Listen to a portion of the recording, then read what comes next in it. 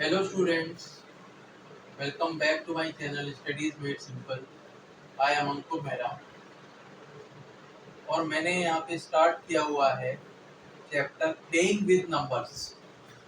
पिछले लेक्चर में मैंने आपको बताया था फैक्टर्स क्या होते हैं, मल्टीपल्स क्या होते हैं, ऑड नंबर्स, इवन नंबर्स क्या होते हैं। तो उसी में मैं आगे कंटिन्यू कर रहा हूँ।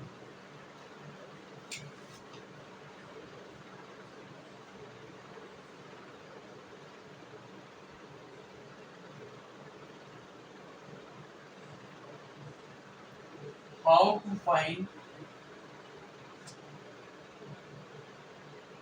ऑल फैक्टर्स ऑफ ए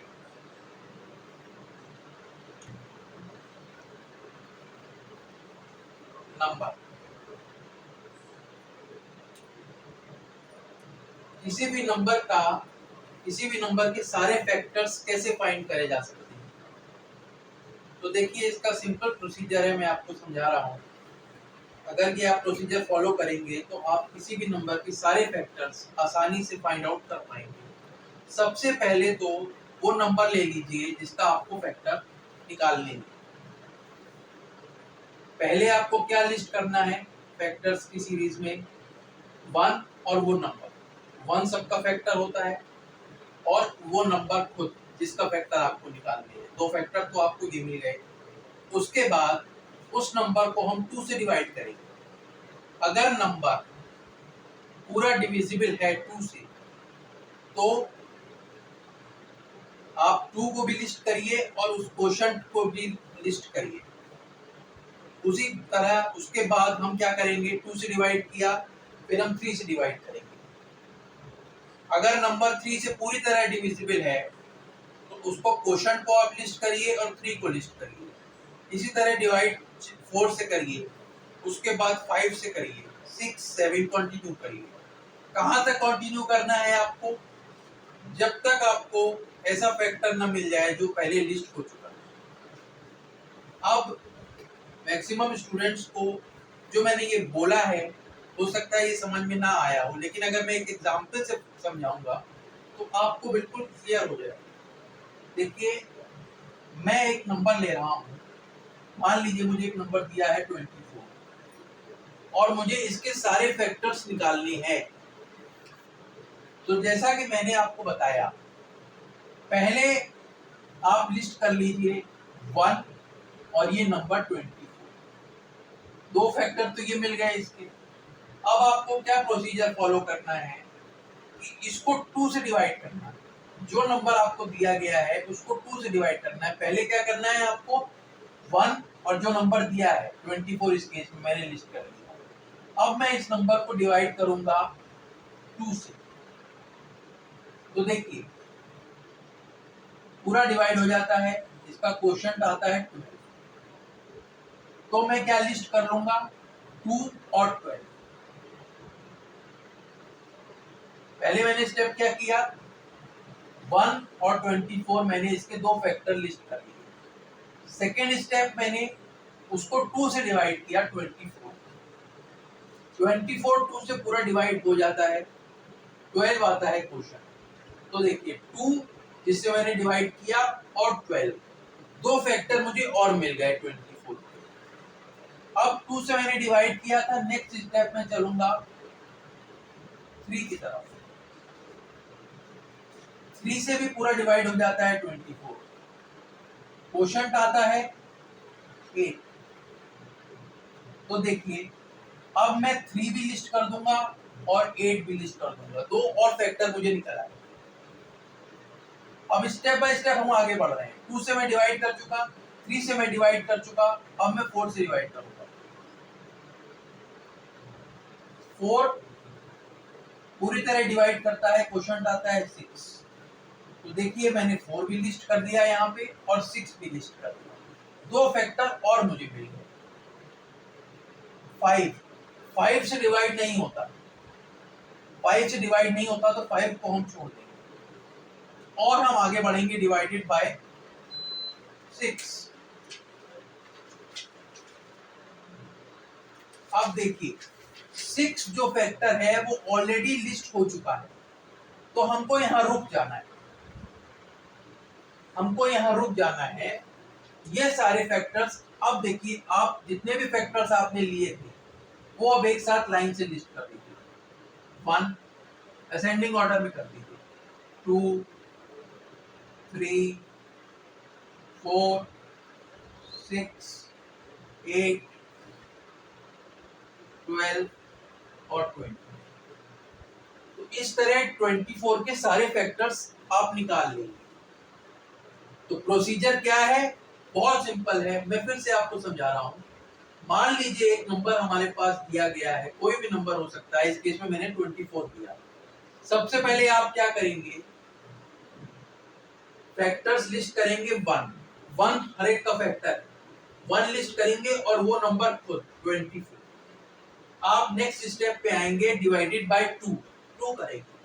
अगर देखेंगे 2 से पूरा डिवाइड हो रहा है वो नंबर, तो 2 को भी आप लिस्ट करेंगे, और जो क्वोशंट आया, इस केस में क्वोशंट आया देखिए 12, इसको भी आप लिस्ट कर देंगे। तो 2 फैक्टर हमें और मिल गए।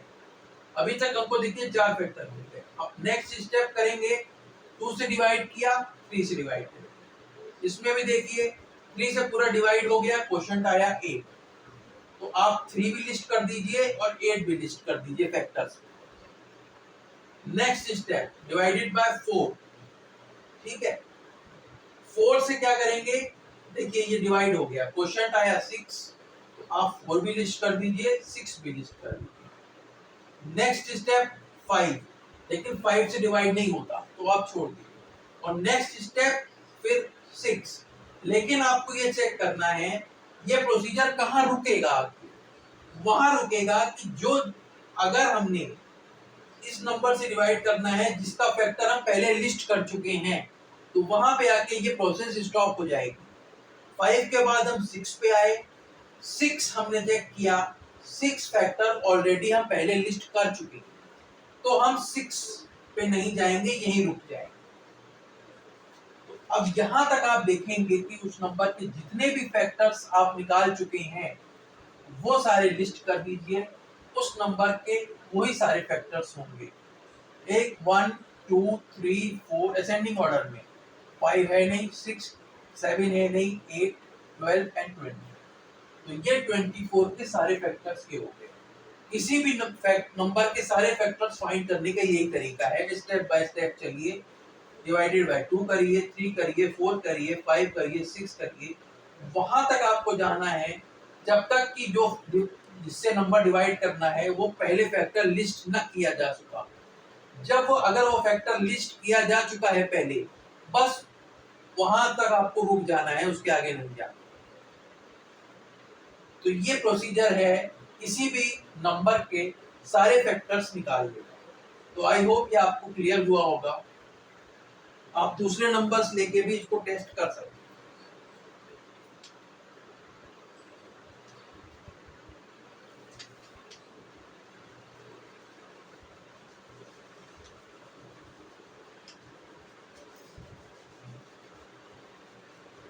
अब मैं आपको बताने जा रहा हूं स्टूडेंट्स, कॉमन फैक्टर्स और कॉमन मल्टीपल्स क्या होते हैं।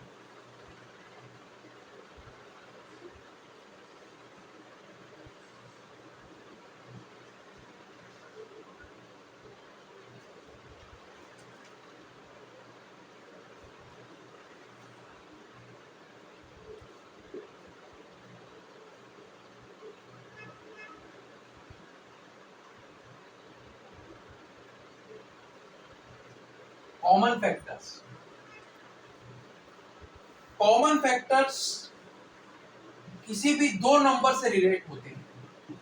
कोई भी अगर आपको 2 नंबर दिए हैं और उसके कॉमन फैक्टर्स निकालने हैं तो कैसे निकालेंगे। मान लीजिए 2 नंबर आपको दिए हैं 12 और 18, इनके कॉमन फैक्टर्स आपको निकालने। तो सिंपल है, पहले एक नंबर का फैक्टर्स निकालिए, फिर दूसरे नंबर का फैक्टर निकालिए, और उन फैक्टर्स में जो कॉमन है वो फैक्टर्स आप सिलेक्ट कर लीजिए, वो कॉमन फैक्टर्स हो जाएंगे। जैसे 12 के फैक्टर्स हैं 1 2 3 4 6 और 12 और 18 के फैक्टर्स हैं 1 2 3 6 9 एंड 8। हमने फैक्टर्स लिख लिए अलग अलग नंबर्स के। अब इसमें देखेंगे कौन से कॉमन है। ये देखिए 1 कॉमन है, 2 कॉमन है, 3 कॉमन है और 6 कॉमन है। ठीक है, बाकी कुछ कॉमन नहीं है। तो 12 एंड 18 के कॉमन फैक्टर्स क्या हो जाएंगे 1 2 3 एंड 1 2 3 एंड 6। कॉमन मल्टीपल्स में भी यही कंसेप्ट लगता है स्टूडेंट्स। कॉमन मल्टीपल्स में क्या होता है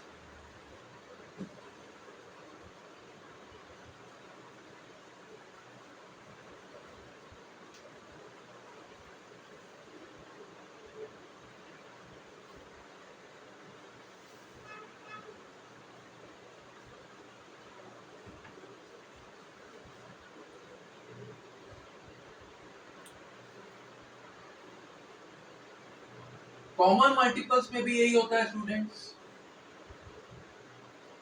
कॉमन फैक्टर्स में हम क्या करते हैं किसी भी दो नंबर के फैक्टर्स निकाल लेते हैं और आपस में जो भी फैक्टर्स कॉमन होते हैं वो सिलेक्ट कर लेते हैं, वो कॉमन फैक्टर्स हो जाते हैं। कॉमन मल्टीपल्स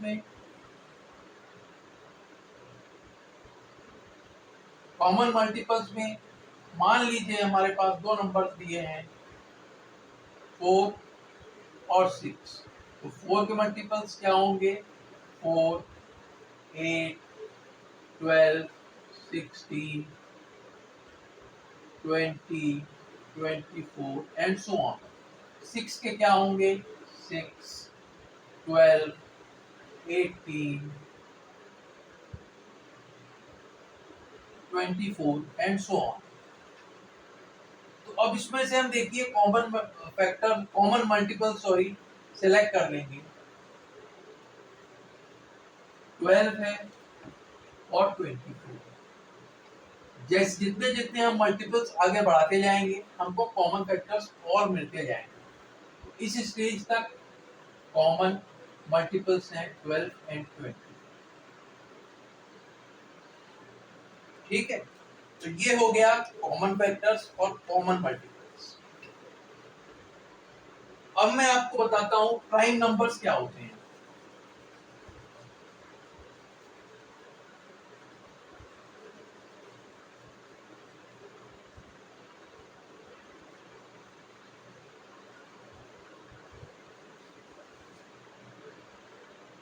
प्राइम नंबर्स क्या होते हैं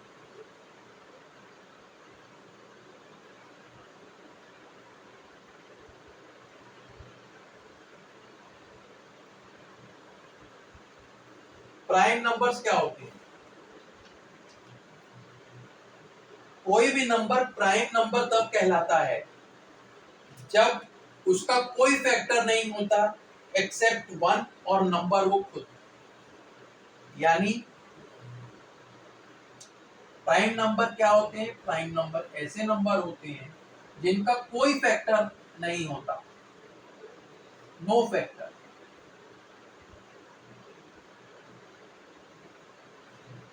सिर्फ दो फैक्टर होते हैं प्राइम नंबर के। सिर्फ दो फैक्टर होते हैं। कैसे 1 एंड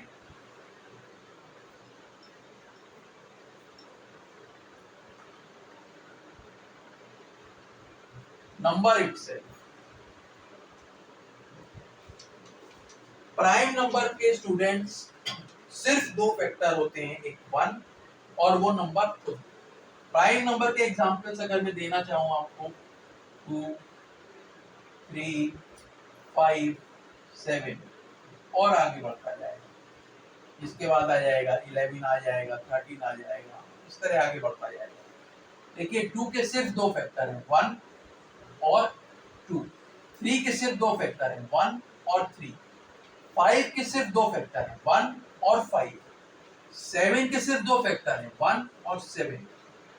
9 नहीं होगा इसमें स्टूडेंट्स। क्यों? क्योंकि 9 के फैक्टर हो जाएंगे 1 3 और 9। 11 सिर्फ दो फैक्टर है, 1 और 11। 13 सिर्फ दो फैक्टर है, 1 और 13। तो ऐसे नंबर्स स्टूडेंट्स जिनके सिर्फ दो फैक्टर होते हैं, एक 1 और वो नंबर खुद, ऐसे नंबर्स को हम कहते हैं प्राइम नंबर्स। आई होप ये क्लियर हुआ होगा।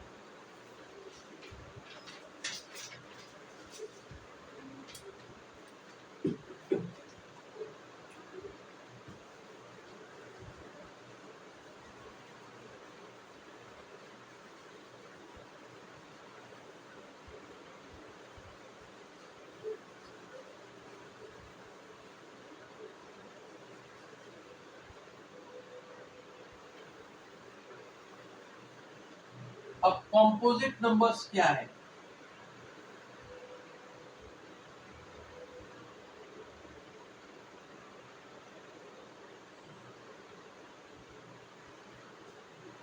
कॉम्पोजिट नंबर्स क्या है? कॉम्पोजिट नंबर्स वो नंबर्स हैं स्टूडेंट्स जिनके 1 और उस नंबर के अलावा कम से कम एक फैक्टर और हो। क्या कहा मैंने? कॉम्पोजिट नंबर्स वो नंबर्स हैं जिनके 1 और उस नंबर के अलावा एक फैक्टर, कम से कम एक फैक्टर और हो। जैसे कि नंबर 4, देखिए 1 फैक्टर है, 4। तो अगर इसका सिर्फ 1 और 4 फैक्टर होता तो ये प्राइम नंबर हो जाता, लेकिन इसका एक फैक्टर और है। तो देखिए 4 का 1 और 4 के अलावा एक फैक्टर और है, तो ये कॉम्पोजिट नंबर हो गया। 6 1 है, 6 है, लेकिन 3 भी। तो कॉम्पोजिट नंबर्स वो होते हैं जिनका 1 और उस नंबर के अलावा कम से कम एक फैक्टर, कम से कम, ज्यादा से ज्यादा और 1 से ज्यादा भी हो सकती है, कम से कम एक फैक्टर और होना चाहिए। ऐसे नंबर्स कॉम्पोजिट नंबर।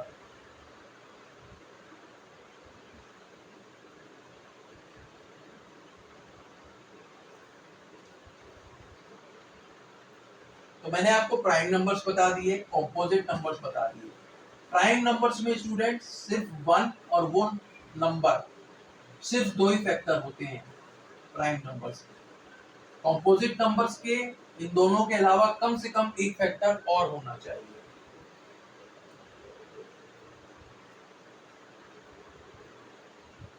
एक मैं आपके सामने रिडल रख रहा हूं।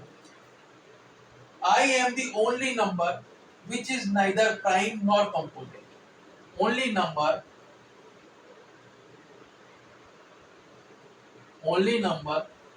which is neither prime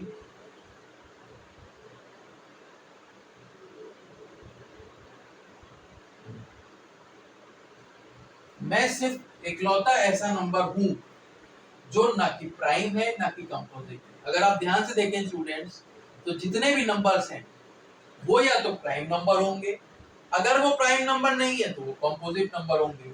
लेकिन सिर्फ एक इकलौता ऐसा नंबर है जो ना कि प्राइम है ना कि कंपोजिट।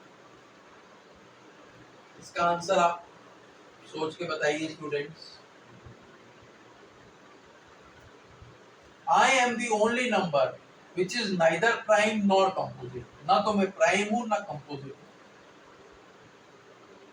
इसका आंसर मैं आपको बता देता हूं, इसका आंसर है 1।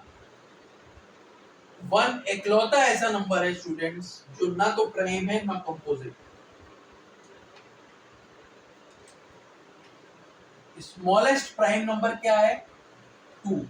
प्राइम नंबर स्टूडेंट्स 2 से स्टार्ट होते हैं, तो ये smallest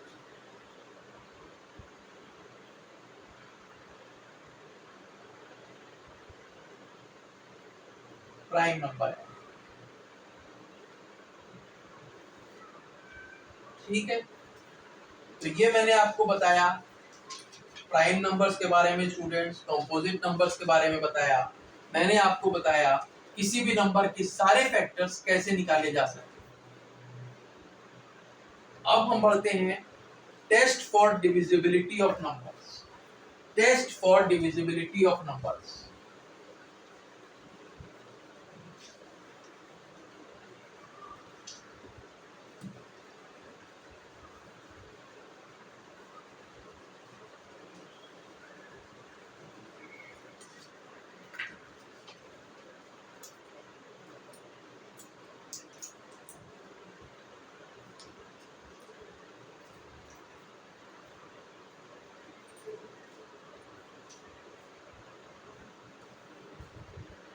test for divisibility of numbers.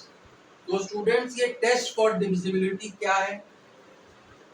Test for divisibility है ये चेक करना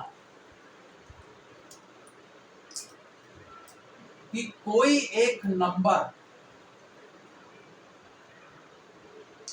किसी दूसरे नंबर से डिविजिबल है या नहीं। टेस्ट फॉर डिविजिबिलिटी स्टूडेंट्स है क्या? चेक करना कि कोई एक नंबर, गिवन नंबर, किसी भी दूसरे नंबर से डिविजिबल है या नहीं। तो टेस्ट फॉर डिविजिबिलिटी की जरूरत क्यों पड़ी स्टूडेंट्स? देखिए, अगर हमें चेक करना हो कि कोई भी एक नंबर दूसरे नंबर से डिविजिबल है या नहीं है, तो हम क्या करते हैं? सिंपली उस नंबर को दूसरे नंबर से डिवाइड करते हैं। अगर वो पूरी तरह डिवाइड हो जाता है, रिमाइंडर 0 बचता है, तो वो नंबर डिविजिबल है, अदरवाइज नहीं। सिंपल तरीका तो ये है चेक करने का, टेस्ट करने का डिविजिबिलिटी। लेकिन मान लीजिए जैसे मैं कहता हूं 12 है, अब इसकी आप चेक करिए कि 2 से डिविजिबल है या नहीं है। तो आप क्या करेंगे? सिंपली 2 से डिवाइड करेंगे, 2 6 12, रिमाइंडर 0 बचता है, रिमाइंडर 0 बचा, पूरा पूरा डिवाइड हो गया, तो आप ये कहेंगे कि 12 2 से डिविजिबल है। लेकिन स्टूडेंट्स, ये 12 तो छोटा नंबर है, अगर मैं आपको बड़ा नंबर दे दूं तो क्या होगा? तो आप कहेंगे कि हम फिर भी डिवाइड करके देख लेंगे। बिल्कुल सही है, लेकिन अगर आप डिवाइड करेंगे तो आपका टाइम ज्यादा लगेगा और आपको कैलकुलेशन करनी पड़ेगी। तो क्या ऐसे कुछ ट्रिक्स हैं जो हम नंबर देखते ही बता सकते हैं कि ये नंबर किसी दूसरे नंबर से डिविजिबल है या नहीं है? तो ऐसी ट्रिक्स को हम कहते हैं test of divisibility. Test of divisibility में कुछ रूल्स हैं, कुछ टेस्ट्स हैं। किन नंबर्स की डिविजिबिलिटी चेक करने के लिए? 2 3 4 5 6 8 9 10 एंड 11। किसी भी नंबर की इन नंबर्स में डिविजिबिलिटी चेक करने के लिए कुछ टेस्ट्स। इस नंबर की डिविजिबिलिटी चेक करनी है 2 3 4 5 6 8 9 10 या 11। यानी कोई भी अगर आपको नंबर दिया है और आपको इन नंबर्स में बताना है कि वो इन नंबर्स में किसी में से डिविजिबल है या नहीं है, तो आप वो टेस्ट फॉलो करके तुरंत बता सकते हैं, आपको पूरा डिवाइड करने की जरूरत नहीं है। तो हम वन बाय वन उन टेस्ट को देखेंगे।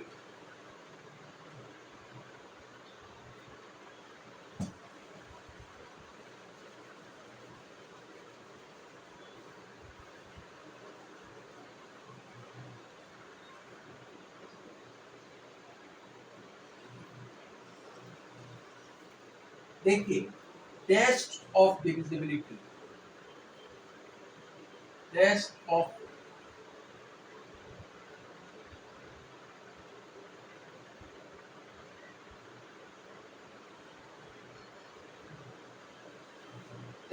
Divisibility by 10।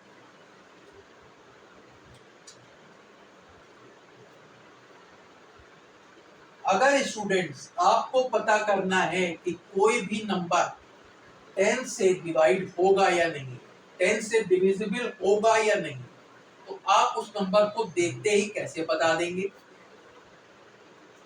अगर किसी नंबर का यूनिट डिजिट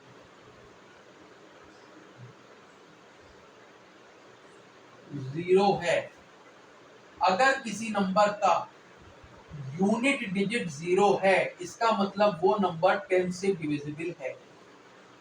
मैंने क्या बोला स्टूडेंट्स? अगर किसी नंबर का यूनिट डिजिट 0 है, इसका मतलब है कि वो नंबर 10 से डिविजिबल है। एग्जाम्पल,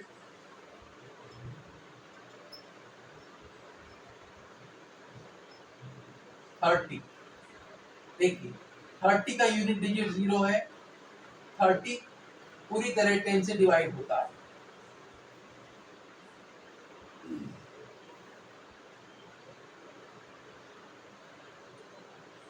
ठीक है, 180 यूनिट डिजिट 0 है, 10 से पूरी तरह डिवाइड होता है। 1520 यूनिट डिजिट 0 है, 10 से डिवाइड होता है, एंड सो ऑन। जिस भी नंबर का यूनिट डिजिट 0 होगा, वो नंबर 10 से डिविजिबल होगा। सिंपल।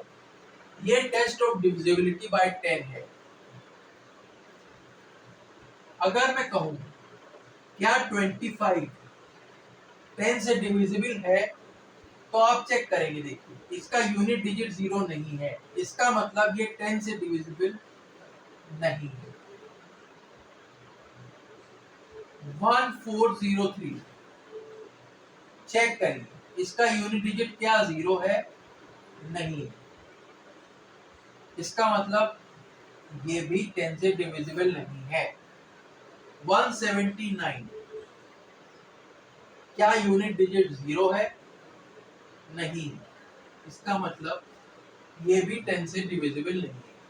तो सिंपल आपको 10 से डिविजिबल के लिए क्या चेक करना है स्टूडेंट्स, कि अगर यूनिट डिजिट 0 है तो वो नंबर 10 से डिविजिबल है, अगर यूनिट डिजिट 0 नहीं है तो वो नंबर 10 से डिविजिबल नहीं है। सिंपल। ये हो गया test of divisibility by 10।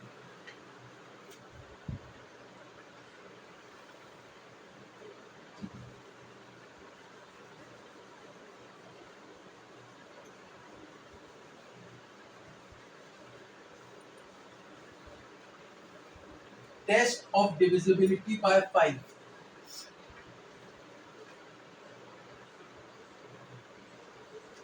Test of divisibility by 5 कैसे चेक करते हैं? कोई भी नंबर डिविजिबल है 5 से, अगर उसकी यूनिट की डिजिट आइदर 0 है या 5। कोई भी नंबर 5 से कब डिविजिबल है?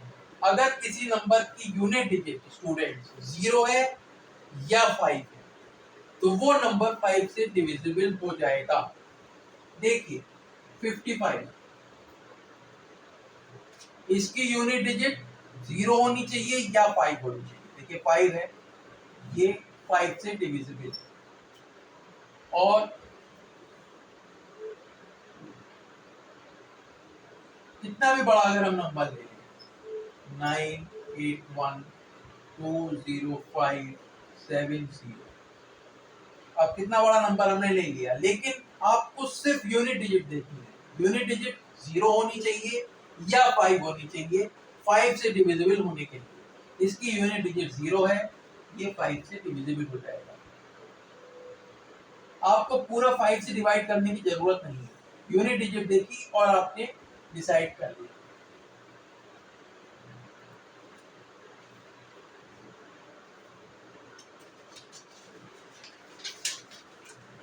वहीं अगर हम बात करें क्या 1326, ये नंबर 5 से डिविजिबल है या नहीं, कैसे डिसाइड करेंगे? इसकी यूनिट डिजिट देखेंगे, अगर वो 0 है या 5 है तो 5 से डिविजिबल है। देखिए इसकी यूनिट डिजिट ना तो 0 है ना 5 है, तो ये 5 से डिविजिबल नहीं है।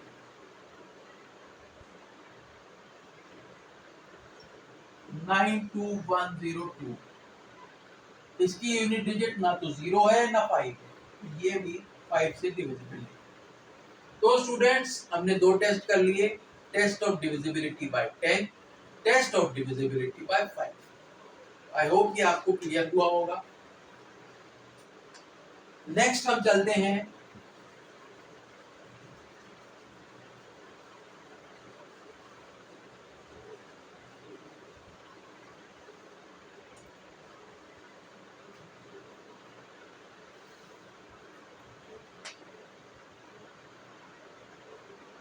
Test of divisibility by 9। Test of divisibility by 9 क्या कहा गया है स्टूडेंट्स? कोई भी नंबर 9 से तब डिविजिबल है अगर उसकी डिजिट्स का सम 9 से डिविजिबल है। क्या मैंने बोला? कोई भी नंबर स्टूडेंट्स 9 से डिविजिबल है अगर उसकी डिजिट्स का सम 9 से डिविजिबल है। कैसे? आइए पता कर। मान लीजिए एक हम नंबर लेते हैं 45063। आपसे पूछा गया whether this number is divisible by 9 और नॉट। कैसे आप चेक करेंगे? इसकी सारी डिजिट्स का सम कर दीजिए। कैसे? सारी डिजिट्स 4 + 5 + 0 + 6 + 3। देखिए इसके सारे डिजिट्स का सम आया 18। 18 9 से डिविजिबल है। यस, 18 9 से डिविजिबल है। इसका मतलब 45063 भी 9 से डिविजिबल होगा। 18 जो कि इस नंबर के सारे डिजिट्स का सम है वो 9 से डिविजिबल है। इसका मतलब ये नंबर पूरा भी 9 से डिविजिबल होगा। सिंपल। एक एग्जांपल हम और लेते हैं 5 4 1 2। आपको चेक करना है स्टूडेंट्स क्या ये नंबर 9 से डिविजिबल है या नहीं। तो 9 से डिविजिबिलिटी का सिंपल रूल यही है कि आप उसकी डिजिट्स का सम निकालें। 5 + 4 + 1 + 2 12 आया। 12 क्या 9 से डिविजिबल है? नहीं। 12 क्या 9 से डिविजिबल है? नहीं है। इसका मतलब 5 4 1 2 भी 9 से डिविजिबल नहीं है। 5 4 1 2 भी 9 से डिविजिबल नहीं है। तो स्टूडेंट्स मैंने आपको बताया टेस्ट ऑफ डिविजिबिलिटी मैंने आपको बताया बाय 10 बाय 5 और बाय 9। इसके आगे के वीडियो में मैं आपको और आगे के डिविजिबिलिटी के टेस्ट भी बताऊंगा।